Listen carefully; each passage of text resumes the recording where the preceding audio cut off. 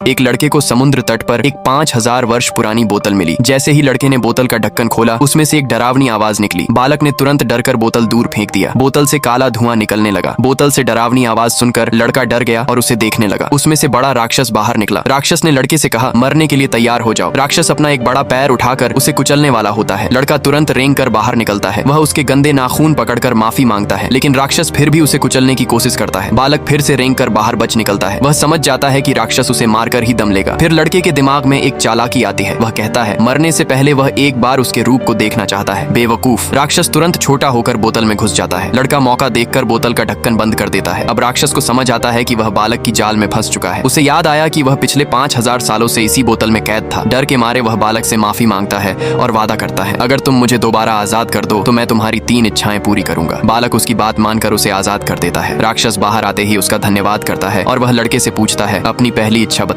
लड़का कहता है कि उसने बहुत दिनों से कुछ नहीं खाया है, उसे गर्मा गर्म भोजन चाहिए। राक्षस तुरंत उसकी इच्छा पूरी करता है। उसके हाथ में एक खुशबूदार सौंश आ जाता है। कई हफ्तों से भूखा लड़का खाना देखते ही उस पर टूट पड़ता है। पेट भरने के बाद लड़का बिना सोचे समझे अपनी दूसरी इच्छा बताता है। लड़के की दूसरी इच्छा क्या थी, ये जानने के लिए चैनल को सब्सक्राइब कर ले।